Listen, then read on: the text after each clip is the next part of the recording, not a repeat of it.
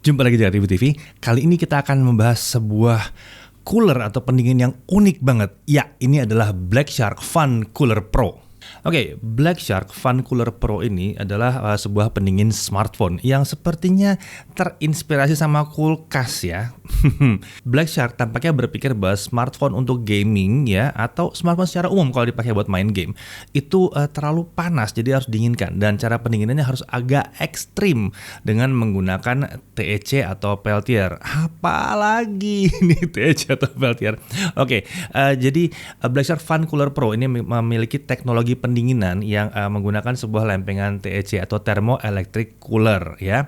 Ya, ini yang juga disebut Peltier. Kenapa? Karena dia menggunakan efek yang disebut efek Peltier di situ. Jadi intinya gini ya. Sedikit sejarahnya.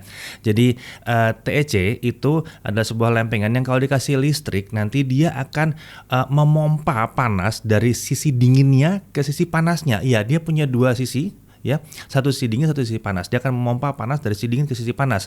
Sedemikian kencangnya dia pompa panas itu sampai sisi dinginnya itu bisa dingin sekali. Benar, bisa dingin sekali. Wah, kalau misalnya ukurannya besar dan power gede banget, bisa suhunya sampai di bawah 0 derajat Celcius.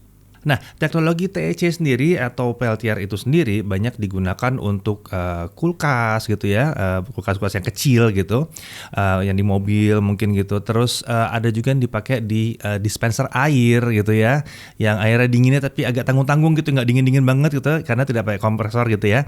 Jadi memang ini tujuannya kebanyakan untuk sistem pendingin yang tidak bisa pakai ukuran yang besar-besar gitu, nggak bisa pakai kompresor, nggak bisa pakai freon di situ ya. Nah, sekarang teknologi itu sudah berkembang jauh lagi untuk mendinginkan. Sekarang dipakai untuk mendingin smartphone.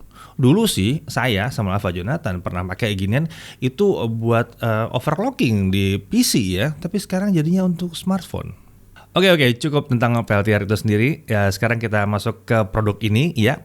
Pertama kita lihat dulu isi boxnya ya. Dalam box ada unit, ada kabel Type C, ada panduan pengguna, ada kertas QR code di situ. Ini untuk follow akun Black Shark di WeChat ya. Tapi ini juga bisa dipakai untuk yang satunya lagi untuk download aplikasi Shark Arsenal. Jadi ini aplikasi untuk mengendalikan si kipas yang satu ini. Oke, kita masuk lihat penampilan fisiknya. Jadi kalau kita posisikan seperti ini ya, kita lihat dari depan ini ada kipasnya, dan kalau kita putar ini akan bunyi harusnya ya. Nah, kalau kita hidupkan gitu ya, terlihat kipasnya berputar dengan lampu RGB. Ya, jadi kipas ini mendinginkan si Peltier yang di dalamnya. Kemudian ada ada pelindungnya supaya jari kalian pasti nggak kena dari depan ini. Di sisi bawah kita lihat ada colokan untuk power dan ada sebuah switch on off di situ.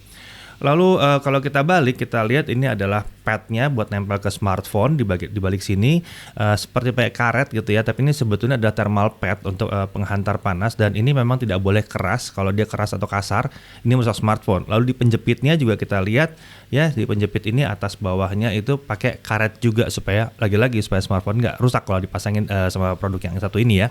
Black Shark Fun Cooler Pro ini dirancang untuk smartphone dengan kelebaran di sininya nih 67 sampai 88 mm ya. Ini harusnya nggak ada masalah. Kenapa? Karena rata-rata smartphone yang paling besar pun dirancang di kisaran 70-an mm atau sekitar 7 cm lebarnya supaya enak buat dipegang.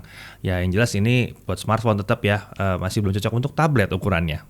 Dan satu hal yang mesti kalian ingat pada saat membeli ini, setelah beli kalau mau pasang itu ada plastik di sini tuh harus diangkat ya, dibuka, jangan nggak dibuka, karena itu kan nanti akan ganggu proses transfer panas tentunya.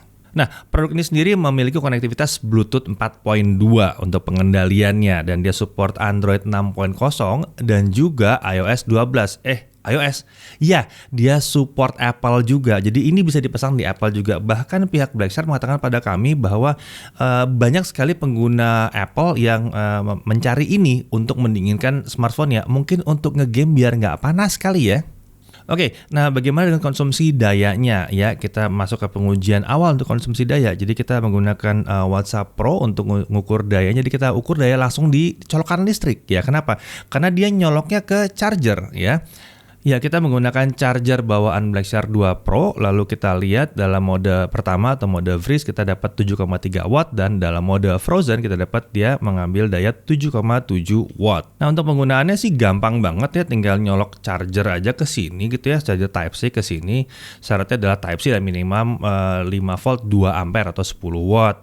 Lalu kita switch on aja di tombol coolernya. Udah, gitu aja. Pertanyaannya kalau misalnya dia kurang dari 5 volt 2 ampere gimana?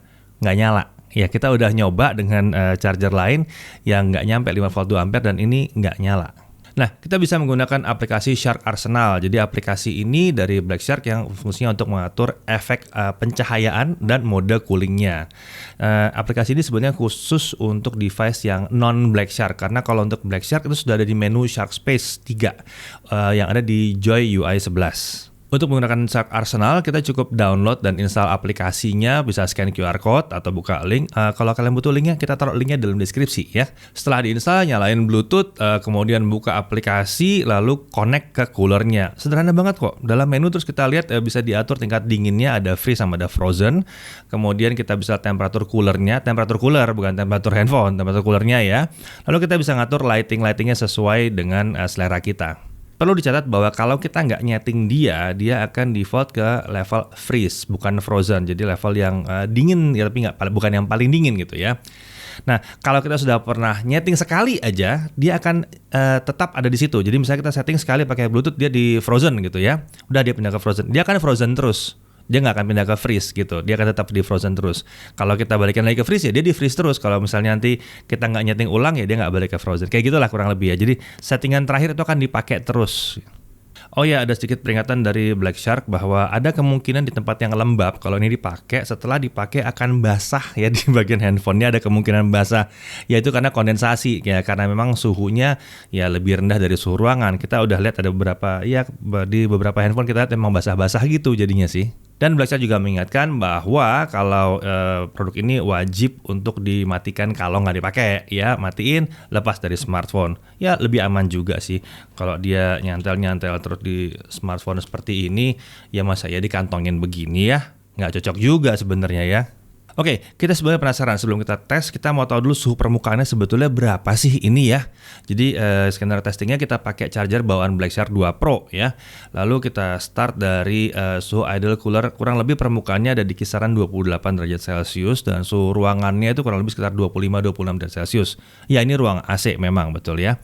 Oke, dalam durasi 1 menit kita lihat bahwa dalam mode freeze dia mencapai 8 derajat Celcius permukaannya. Oh, dingin ya. Lalu dalam mode frozen sama juga, dalam 1 menit 8 derajat Celcius. Tapi dalam 10 menit kita dinginkan, mode freeze dia bisa mencapai 4 derajat Celcius. Sementara di mode frozen bisa mencapai 2,5 derajat Celcius. Luar biasa, dingin ya. Nah, mungkin ada yang bertanya-tanya, kalau pakai charger lain gimana? Oke, kita coba tes juga pakai charger lain. Kebetulan ada charger yang putih ini dari punyanya Redmi Note 8 ya. Kita pasang, ini charger 10 watt, jadi 5 volt 2 ampere, nggak ada quick charge, nggak ada macam-macam. 1 menit pertama kita dapat sama di 8 Celcius. Kurang lebih sama, dua mode itu sama freeze dan frozen. Yang beda adalah di 10 menit. Kita melihat bahwa di 10 menit dia dapat 5,5 derajat Celcius untuk mode freeze dan mode frozen dia dapat 4 derajat Celcius. Sedikit kalah dingin ya. Sepertinya pakai charger Black Shark sendiri memang lebih pas. Nah, untuk tidak memperumit pengujian, kita pakai satu charger aja ya selanjutnya. Tentunya kita pakai yang punyanya Black Shark 2 Pro. Black Shark juga menjanjikan bahwa fan ini tidak berisik, katanya cuma sekitar 34 desibel gitu ya. Oke, kita tes aja, bereskan. Mode freeze kita tes dengan pengukur suara, kita dapatkan bahwa dia mencapai sekitar 38 desibel. Oke, mirip-mirip 38, 34 ya, mirip-mirip. Mungkin masalah posisi alat pengukur ada di mana. Kemudian kalau kita taruh di mode frozen, dia emang naik ke 42 desibel. Sementara kalau kita bandingkan dengan pendingin lain yang pakai grip gitu yang ada kipasnya, itu udah di 42 desibel, emang nggak bisa turun lagi. Jadi pakai yang satu ini emang kita bisa lebih hening ya kalau kita pakai mode freeze. Oke, mari kita langsung coba aja dia di smartphone ya. Kita akan coba beberapa skenario tentunya, dan semua smartphone kita set di brightness 50% gitu ya. Suhu ruangan kita pertahankan di kisaran 25 derajat Celcius, dan kita semua pakai mode frozen aja, kita nggak usah ngetes mode freeze, kita langsung mode maksimum dan charger Black Shark 2 Pro. Dalam semua pengujian kita dinginkan dulu sekitar 5 menitan baru kita jalankan pengujiannya. Oke, kita langsung mulai dengan Black Shark 2 Pro aja. Kenapa bukan Black Shark 3? Ya karena pada saat pengujian yang dibuat, barang ini datang, Black Shark 3-nya belum ada. Jadi kita pakai Black Shark 2 Pro aja ya. Oke, pengujian pertama kita coba tetap layar di 1080p 60Hz kita taruhnya ya. Black Shark 2 Pro-nya kita taruh di mode ludicrous. Kenapa di ludicrous? Karena kita lihat performanya emang lebih tinggi di ludicrous, dan performa ini yang mau kita ambil dan kita peroleh gitu ya. Mau kita pertahankan kalau perlu performa yang satu ini. Kurang lebih dapat sekitar di AnTuTu kita dapat sekitar 460.000 skornya. Oke, lalu kita coba pasang Fan Cooler Pro-nya dan dari 460.000 langsung naik ke 474.000. Ya, naik performanya, didinginkan pakai ini naik performanya. Bahkan setelah 3 kali run, skornya juga masih lumayan bertahan di 470-an ribu, tidak pernah turun ke 460-an ribu. Sementara itu kita menggunakan cooling pakai kipas, kita lihat bahwa skornya kalau kita pakai kipas memang nggak nyampe 474, masih agak di bawah di 471, dan dengan cepat di run kedua dan ketiga dia langsung turun skor AnTuTu-nya di 460 ribuan ya. Jadi jelas yang satu ini lebih efektif sepertinya ya mendinginkan. Oke, untuk game kita coba Honkai Impact karena ternyata kalau kita pakai PUBG ya suhunya kurang tinggi, Honkai Impact lebih tinggi suhunya. Oke, kita tes aja langsung pakai Honkai Impact. Kalau tanpa cooler, CPU maksimumnya akan mencapai di kisaran 60 derajat Celcius gitu ya. Dan layarnya, ya layar, jadi kenyamanan layar kita pikirkan juga, layar itu mencapai 50 derajat Celcius dengan kondisi punggungnya itu mencapai 40 derajat Celcius. Sementara kalau kita pakai Fan Cooler Pro, CPU maksimumnya masih sama sih, sekitar 68 derajat Celcius ya. Layar tapi layarnya itu dingin jadi 44 derajat Celcius. Sementara bagian punggungnya itu ada di 43 derajat Celcius kurang lebih. Jadi secara keseluruhan seluruh handphonenya jadi lebih dingin gitu ya. Kalau prosesor mungkin dia bisa bertahan karena yang tanpa cooler dia bertahan karena dia di throttle gitu. Diturunin aja performance-nya. Sementara kalau pakai cooler dia tetap 68 derajat Celcius. Nah, kalau kita pakai cooler yang model-model kipas gitu ya, kita lihat bahwa CPU max out-nya di 69 derajat Celcius, masih bisa nyentuh 69. Layar kurang lebih sama di 44 derajat Celcius dan bukung belakang juga sekitar 42-43 derajat Celcius. Kurang lebih sama, cuma di suhu CPU-nya dia sedikit lebih tinggi daripada kalau menggunakan Fan Cooler Pro. Oke, sekarang kita beralih ke ROG Phone 2. Ya, ROG Phone 2, bagi kalian yang punya ROG Phone 2 pasti ngerasain ya betapa bodinya itu hangat sebetulnya ya. Ya. Salah satu yang unik dari ROG Phone 2 adalah memang dia punya limit suhu yang tinggi gitu ya, jadi memang bodinya jadi hangat gitu. Nah, oke, di sini kita pakai X mode on. Kenapa? Lagi-lagi karena performance-nya yang lebih tinggi dan itu yang kita mau pertahankan dengan cooler seperti ini. Ya, kita lihat bahwa kita dapat skor nyaris 500.000 di 499.000 kalau kita tidak menggunakan cooler di situ ya. Dan kalau kita jalankan tanpa cooler dia akan turun dari 499 ke 497 ke 496. Ini memang nggak jauh tapi ada penurunan kalau kita nggak pakai cooler. Sementara kita pasang cooler, skornya langsung tembus 500.000. 2 kali di run masih tembus 500.000, AnTuTu 2 kali di run masih tembus 500.000, run ketiga dia baru turun ke 499.000. Jadi ya jelas cooler ini bisa menahan performanya lebih tinggi. Nah, gimana kalau di Honkai Impact ya? Kita jalankan 120 Hz, support Honkai Impact di 120 Hz. Jadi kita lihat tanpa cooler itu suhu maksimum CPU-nya itu bisa mencapai 90 derajat Celcius, tinggi banget ya. Layar tuh nyampe 53 derajat Celcius dan punggung itu bisa mencapai 63 derajat Celcius, luar biasa. Ini handphone sebetulnya memang hangat nih handphone gitu ya. Lalu kita pasang yang satu ini. Suhu CPU-nya maksimum turun jadi 88 derajat Celcius ya. Kemudian layar itu turun dari 53 ke 49 derajat Celcius. Sementara punggung itu turun dari 63 jadi hanya di 55 derajat Celcius. Sementara kalau kita pakai kipas, suhu prosesornya sama di 88, suhu layar masih di 50-an derajat Celcius, sementara suhu punggung ada lebih tinggi di sekitar 57 derajat Celcius. Lagi-lagi kita lihat bahwa yang satu ini memang lebih efisien. Tapi sedikit catatan ya, bahwa kita masang ini tuh lebih susah kalau di ROG Phone 2. Cenderung mesti diakal-akalin karena posisi-posisinya ROG Phone 2 agak menyulitkan dia untuk dipasang. Ya cuma mengingat efektivitasnya dan memang ROG Phone 2 tuh lumayan panas gitu ya. Ya patut dipertimbangkan sih buat masang ginian ya. Nah, kita beralih ke smartphone berikutnya yaitu S20 Ultra. Ya, Samsung Galaxy S20 Ultra. Kita tes dan kita menggunakan high performance mode. Karena di high performance mode lagi-lagi kita emang dapat performa yang lebih tinggi. Ya, kalau tanpa cooler dia dapat skor Antutu di 530 ribuan ya. Dengan cooler ini dia langsung naik dia ke 545 ribu dan tetap masih bisa dipertahankan di kisaran 533 dan run ketiga dia masih bisa bertahan di 527 ribu walaupun sudah cukup hangat smartphone yang satu ini.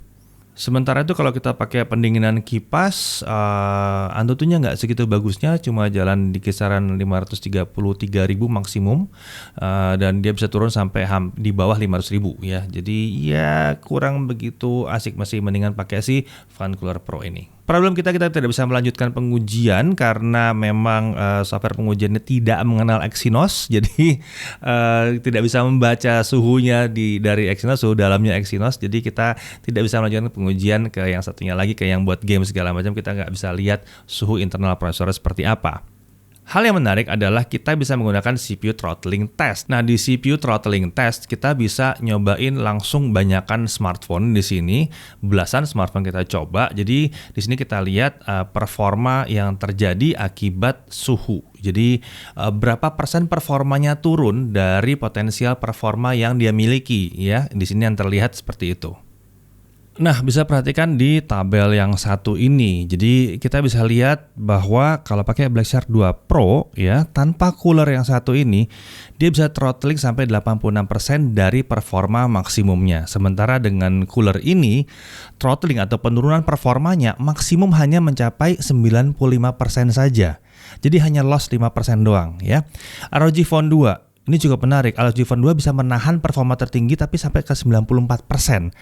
Begitu kita pakai cooler ini, performanya maksimum. Tidak ada penurunan performa sama sekali, 100% terus-terusan begitu kita pakai cooler yang satu ini.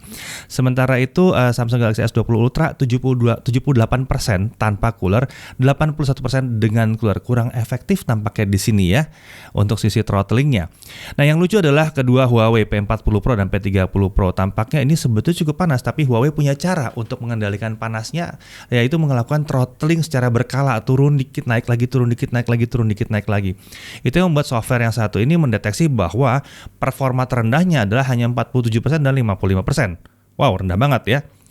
Tapi pakai cooler yang satu ini performa terendahnya langsung naik balik ke 94%. Jadi performanya bisa konsisten terus.